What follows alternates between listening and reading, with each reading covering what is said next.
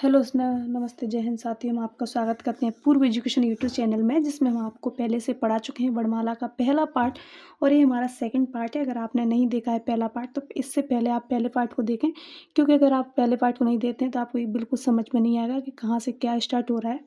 पहले पार्ट को आप जाकर देखेंगे तो आपको टॉपिक बाय अबुल कैस सिरवाई हमको समझाया गया है, आप उसको देख सकते हैं।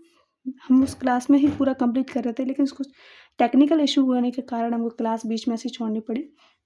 इस कारण हम आपको स्टार्ट करने वाले हैं। अब थोड़ा स्पर्श व्यंजन से हम दोबारा स्टार्ट करेंगे। स्पर्श व्यंजन जो कि आपके 25 होते हैं, जिसमें 5 वर्ग होते हैं, जिसमें से पहला वर्ग होता है का, दूसरा होता है चा वर्ग, तीसरा होता है टा वर्ग, चौथा होता है ता वर्ग और पांचवा होता है पा वर्ग।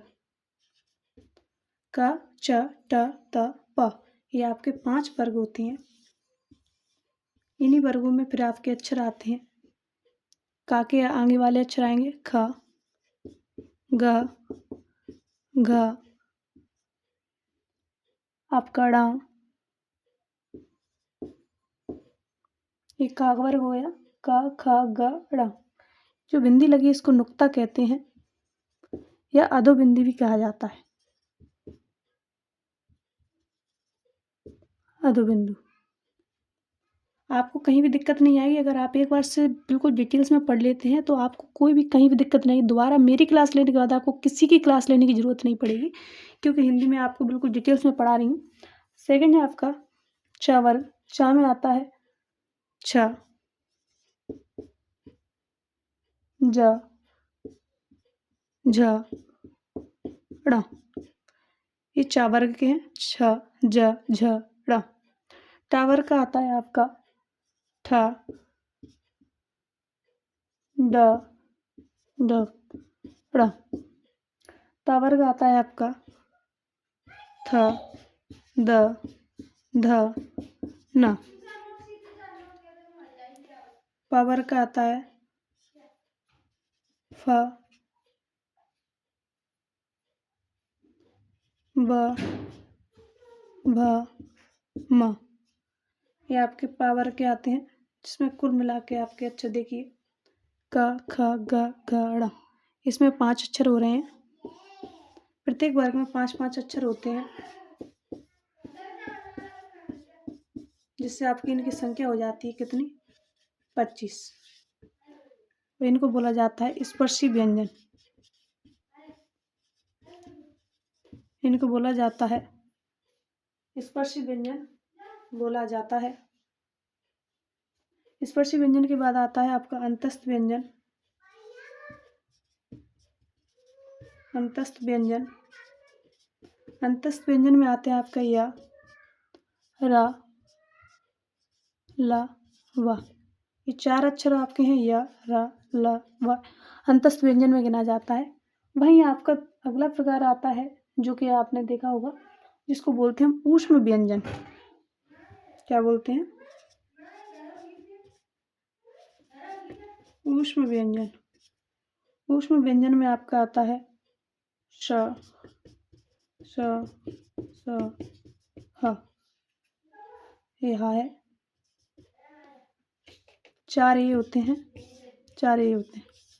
व्यंजन वर्णमाला में मराठी का एक शब्द है ल। इस तरीके का होता है ये ल।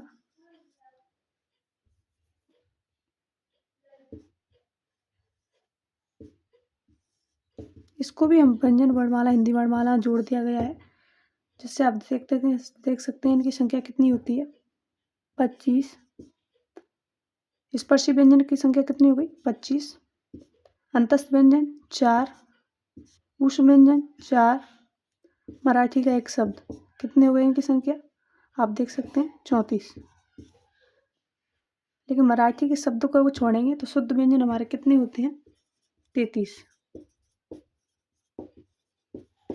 शुद्ध व्यंजन हमारे 33 होते हैं। यहाँ तक आपने समझा कि शुद्ध व्यंजन हमारे कितने होते हैं। शुद्ध व्यंजन हमारे 33 होते हैं। शुद्ध व्यंजनों की संख्या हमारी कितनी होती है, 33 होती है। तो आप यहाँ से देख सकते हैं। अब आपने देख लिया कि स्पर्श व्यंजन क, च, ट, त, प 5 वर्गों के जो सब जितने भी वर्ड होते हैं वो सभी हमारे क्या होते हैं, स्पर्शी व्यंजन। वहीं आपका अंतस्थ व्यंजन बोला जाता है य, र, ल, वा को।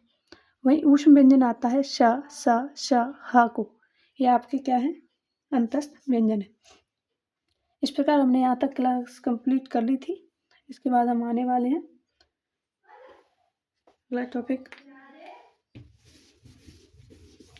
आप देखेंगे आगे। अगर आप क्लास को नहीं छोड़ते हैं, कंटिन्यू करते हैं और समझते चलते हैं साथ ही साथ आप नोट करते चलिएगा तो आपको कोई भी क्लास में कोई भी दिक्कत कहीं पे भी नहीं आएगी। व्यंजनों के प्रकार,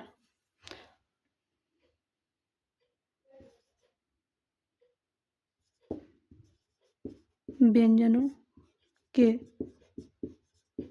प्रकार, व्यंजनों के प्रकार आप देखेंगे तो व्यंजन कितने प्रकार के होते हैं, 4 प्रकार के। व्यंजनों के प्रकार कितने होते हैं, 4 प्रकार के होते हैं। आप इसको गौर से समझेंगे तो देखिए, पहला आता है आपका, इस तरीके से हम पार्ट बना लेंगे, 2 3 4। पहला है आपका स्पर्श व्यंजन। स्पर्श व्यंजन जिनकी संख्या कितनी थी हमारी, 25। दूसरा है अंतस्थ व्यंजन। अंतस्थ व्यंजनों की संख्या थी 4। अगला है ऊष्म व्यंजन।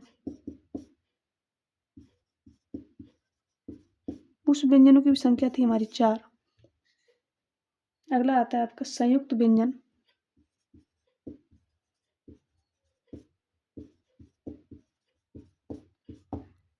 हिंदी एक ऐसी चीज़ है जो हमेशा स्वयं कहती है कि मैं ये हूँ, वो कभी ये नहीं कहती कि भाई तुम मुझे समझो या याद करो, क्योंकि हिंदी स्वयं बता देती है। जैसे कि स्पर्श, इसको केवल नामात्र बोलने से ही हमारा निकल जाता है स्पर्श व्यंजन। जैसे कि आपको कहीं भी संघर्ष नहीं करना पड़ता, मुँह में क, ख, ग लाइन से बोलते जाते हैं तो वो आराम से लयबद्ध रूप में निकलते जाते हैं। वहीं अंतस्थ व्यंजन में जब बोलेंगे तो मुख के अंतर वाला भाग यूज होता है, जिसमें आपको बोलेंगे जैसे य, र, ल, व। इस तरीके जो अंतस्थ व्यंजन, ऊष्म व्यंजन में क्या है, आपको थोड़ी सी ऊष्मा जैसी होती है, जैसे श, श, श, ह, आपको ऊष्मा लगती है आपकी, तो ये ऊष्म व्यंजन है। संयुक्त व्यंजन आप देख रहे हैं कि 2 वर्ड, जब एक ही वर्ड में 2 वर्ड मिलेंगे तो वो संयुक्त व्यंजन होता है। जैसे कि आप देखेंगे, इनको आप समझ चुके हैं तो हम थोड़ा अंतस्थ व्यंजन को संयुक्त व्यंजन को समझेंगे। पहला अक्षर जैसे कि छ है, छत्र, छ, तो अब इसमें क्या है, का तो है ही और प्लस शा है, का प्लस शा। दोनों अक्षरों के मिलने से आपका छ बनता है। अगर कहें कि छ में क्या छुपा है तो का प्लस श, ये हलंत लगाया है यानी शुद्ध व्यंजन है, इसमें जो छुपा है वो क्या है, श, तब बना आपका छ। अगला आता है आपका त्र। त्र में देखो, त्र बोलते हैं ना तो त्र प्लस र, ता में क्या छुपा है, र। अगला आता है आपका ज्ञ।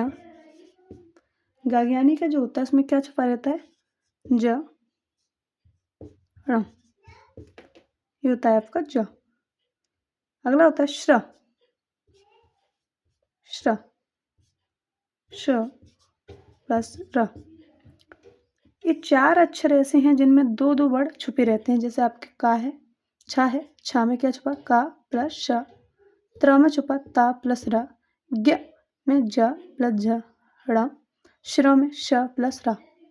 इसलिए इनको संयुक्त व्यंजन बोला जाता है, क्योंकि 2 वर्डों से मिलकर बना रहता है, इसलिए इसको संयुक्त व्यंजन कहा जाता है। अब आपने देखा कि यहाँ तक क्या होता है, संयुक्त व्यंजन होता है, तो आपको कहीं भी दिक्कत नहीं आ रही होगी। इसको हम मिटा देते हैं।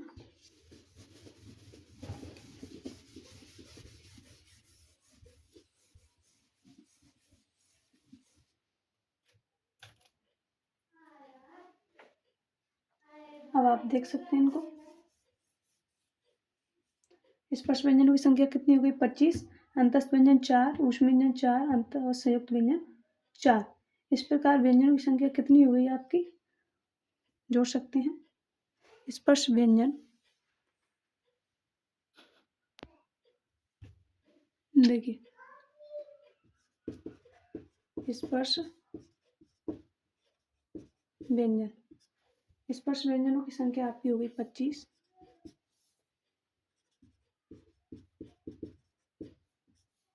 अंतस्थ व्यंजन इनकी संख्या 4 है। वहीं आपका ऊष्म व्यंजन है, ऊष्म व्यंजनों की संख्या भी 4 है। संयुक्त व्यंजन इसकी संख्या आपकी 4 है।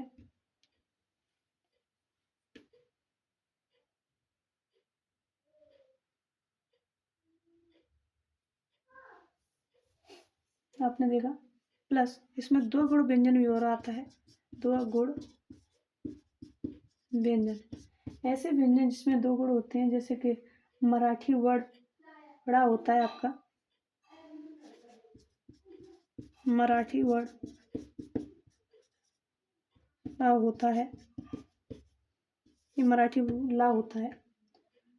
2 गुण व्यंजन जैसे कि पढ़ना, एक तो ड़ा इसमें यूज होता है पढ़ना, और एक होता है इसमें पढ़ना, ड़ा है और डा है, लेकिन दोनों में बिंदी हो गई, तो दोनों ने क्या हुए, 2 गुण दर्शा दिए, 2 गुण व्यंजन। जैसे गुड़ प्लस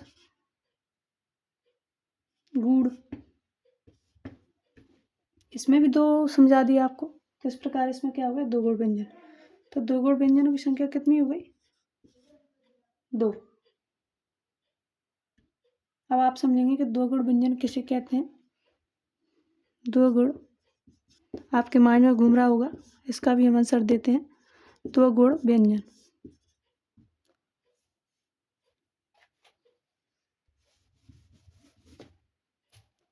दो गुण व्यंजन वे वर्ण जो दूसरा गुण रखते हैं, वे वर्ण जो दूसरा गुण रखते हैं, पहला नहीं,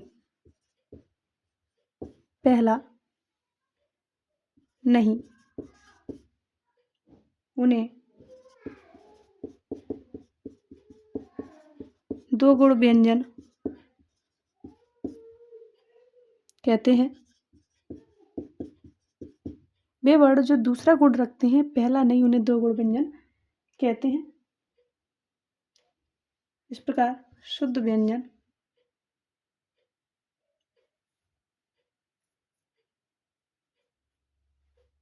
शुद्ध व्यंजन हमारे कितने हो गए, शुद्ध व्यंजन हमारे कितने थे, 33। वहीं आपके कुल व्यंजन हमारे मिलाकर कितने हुए थे, जैसा आपने देखा 25 + 4 कितना होता है, 29, 29 और 3 33, 33 और 4 कितना होता है, 37, 37 और 2 39, और 39 मराठी का ला 40। तो कुल व्यंजन हमारे कितने हुए, 40। स्वर कितने हुए हमारे, स्वरों की संख्या होती है हमारी 11। हम पूरी क्लास में आपने देखा होगा, हम कहीं भी आपका टाइम वेस्ट नहीं करते हैं कि आपको पढ़ाई के अलावा कोई भी फालतू चीज़ या कोई भी हम डिस्कशन करें। जो भी होता है हम एजुकेशन संबंधित डिस्कस करेंगे, क्योंकि हमारा मेन टॉपिक उद्देश्य हमारा एजुकेशन देना है, ना कि इधर उधर की चीज़ें का काम करना। अगर हम आपको जानकारी देना चाहेंगे कुछ अलग से, तो हम उसके लिए अलग से शॉर्ट्स बना देंगे, जिसमें आप एजुकेशन से संबंधित ही और नई नई खबरों के बारे में, नई नई चीज़ें जो क्या हो रही हैं उसके बारे में जानकारी आपको मिल जाएगी। अब देखिए क्या हुए आपके स्वर, वहीं अयोगवा हमारे कितने हुए थे, अयोगवाओं की संख्या थी हमारी 2। अब इनको आप जोड़ सकते हैं, 40 + 3 70, 70 10 कितना होता है, 80, 80 सॉरी। इस प्रकार हमारे शुद्ध व्यंजन कितने हो गए, 33, कुल व्यंजन 40, स्वर कितने होते हैं, 11, अयोगवाओ कितने होते हैं, 2। वर्तमान में जो हिंदी वर्णमाला है, वर्तमान में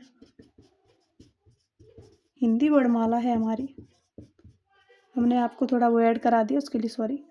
हिंदी वर्णमाला में 53 वर्ण है। वर्तमान में अगर आप देखेंगे तो हिंदी वर्णमाला में कितने हैं? 53 वर्ण हैं। अब हम आपको थोड़ा सा दिखाना चाहेंगे कि अनुस्वार और चंद्र बिंदु क्या होता है। आपने देखा 2 गौड़ व्यंजन कौन से होते हैं? वे वर्ण जो दूसरा गौड़ रखते हैं, पहला नहीं, उन्हें 2 गौड़ व्यंजन कहते हैं। शुद्ध व्यंजनों की संख्या 33, कुल व्यंजनों की संख्या 40, स्वरों की संख्या 11, अयोग व दोनों। वर्तमान में हिंदी वर्णमाला में 53 वर्ण होते हैं। यहाँ तक आपने सभी ने देखा। अब हम थोड़ा आगे चलते हैं।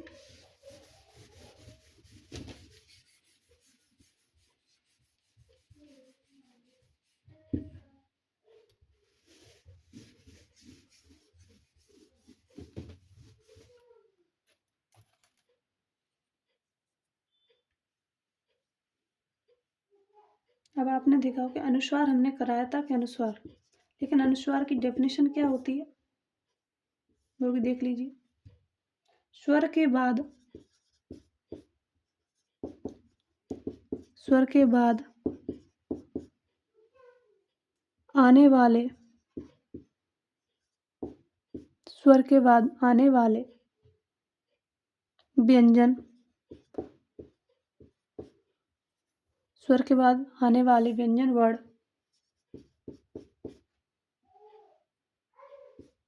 पंचमाक्षर, वो भी कौन से? पंचमाक्षर, जो आपके क वर्ग, च वर्ग, ट वर्ग, त वर्ग, पा वर्ग, पांचों वर्गों में से जो लास्ट का जो अक्षर है उसको पंचमाक्षर कहते हैं, क्योंकि उनका क्रम होता है ऐसे, जिस तरीके का क, ख, ग, घ, ड़।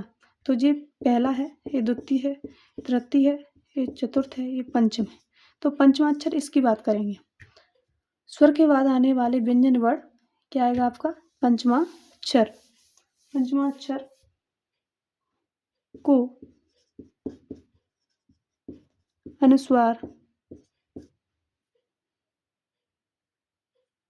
पंचमाक्षर को अनुस्वार कहते हैं। आपने देखा, जिस प्रकार देखिए, पहला आता है जो पंचमाक्षर ड़, इसमें होता है अंक। अब इसमें देखिए कौन से अक्षर छुपे हैं? आ प्लस ड़ प्लस, ये अंक का है। का कौन सा है? का प्लस ड़, ये भी ड़ है जो पंचमाक्षर ही है। उसी प्रकार दूसरा जैसे हम शब्द लेते हैं, ये वाला ड़ आएगा। शब्द आता है चंचल। चंचल, इसमें क्या छुपा है? च, अंत लगाएं क्योंकि इसमें छुपा है अ प्लस ड़ प्लस च प्लस अ प्लस ल प्लस अ। च च च, इसमें जो बिंदी है देखिए च, तो चा में क्या छुपा? आ, फिर अंक की मात्रा के लिए ड़ा, च, फिर आता है च, तो च प्लस आ। आप देख रहे हैं बोलते में च, लास्ट में आ वैसे ही बोल रहा है, तो च प्लस आ रहा है ल, तो ल प्लस आ। इस प्रकार हम एक एक वर्ड को उसमें अलग कर देते हैं। तो ये जो पंचमाक्षर आया है जो ड़ा, इसी को हम अनुस्वार कहते हैं। अगला होता है आपका चंद्र बिंदु।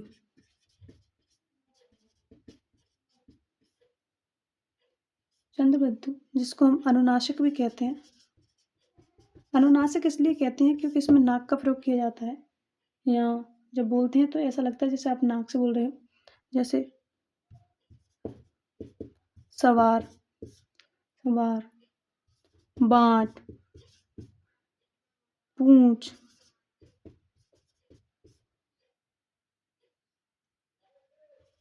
उंगली, उंगली, उंगली। आपकी जो नाक की ध्वनि आती है इसलिए इसको अनुनासिक कहा जाता है। इस प्रकार हमने वर्णमाला को समझा। आगे का टॉपिक हम स्टार्ट करेंगे। आप कोई भी टॉपिक बता सकते हैं। आगे का टॉपिक हम आपको थोड़ा सा इंटरेस्ट लेंगे, जिसमें हम पढ़ाएंगे आपको कारक। कारक इसलिए है क्योंकि अगर आप कारक को थोड़ा समझते हैं तो और अच्छी बात है। चाहे तो हम आपके लिए संधि भी ला सकते हैं, तो आप अपना सपोर्ट साथ बनाए रखिए। थैंक यू साथी। और हमारे पूर्व एजुकेशन यूट्यूब चैनल में बने रहिए। आपको नई-नई चीज़ें नए-नए तरीके से सिस्टम बाय आपको एजुकेशन मिलेगी। कहीं भी भटकने की ज़रूरत नहीं है, एक चैनल को पकड़ लीजिए और वहाँ से आपको डेली आपको क्लास दे पाएँगे। किसी इश्यू के कारण ही हम आपको क्लास कंटिन्यू नहीं कर पाएँगे, बाकी हम डेली आपको क्लास बराबर मात्रा में देंगे। तो आप बने रहिए। थैंक यू, धन्यवाद।